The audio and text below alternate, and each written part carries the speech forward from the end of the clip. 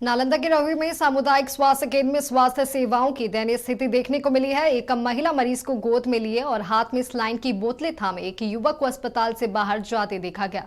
मरीज के रिश्तेदार बेबी देवी ने बताया कि मरीज काजल कुमारी रहुई प्रखंड के उत्तरनावा गांव की रहने वाली है। वह डायरिया से पीड़ित थी और उनका इलाज सीएचसी रहुई में चल रहा था। जब मरीज की हालत में सुधार नहीं हुआ तो स्वास्थ्य कर्मियों ने उन्हें बिना कोई एम्बुलेंस के ही सदर अस्पताल बिहार शरीफ रेफर कर दिया। वहीं इस मामले में डॉक्टर दयानंद कुमार का कहना है कि मरीज बहुत कमजोर थी, इसलिए उसे रेफर किया गया था, लेकिन उन्होंने यह स्पष्ट नहीं किया कि एम्बुलेंस की व्यवस्था क्यों नहीं की गई।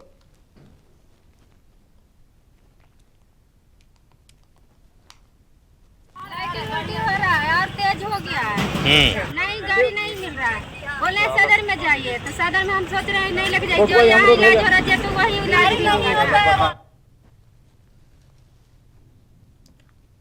अधिक जानकारियों के साथ हमारे सहयोगी मरगूब आलम हमारे साथ जुड़ चुके हैं। मरगूब, नालंदा में स्वास्थ्य सेवाओं की दयनीय स्थिति देखने को मिल रही है, जहां पर मरीज को एम्बुलेंस तक की सुविधा नहीं दी गई है। क्या कुछ कहेंगे आप इस पर?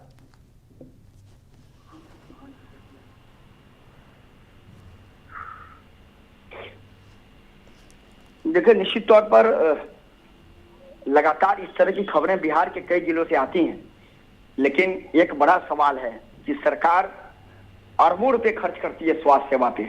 बिहार में अगर बात करेंगे तो शिक्षा, स्वास्थ्य, डेवलपमेंट, यही तीनों चीजों पर सरकार का पैसा खर्च होता है या जनता का पैसा खर्च होता है, लेकिन उसके बावजूद एम्बुलेंस का नहीं मिलना एक बड़ा गंभीर है।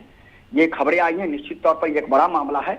और मंगल पांडे से आज अगर निश्चित तौर पर नक्षत्र न्यूज की मुलाकात हुई तो इस पूरे मामले को लेकर के मैं स्वास्थ्य मंत्री के समक्ष इस पूरे मामले को संज्ञान में लाने की कोशिश करूंगा।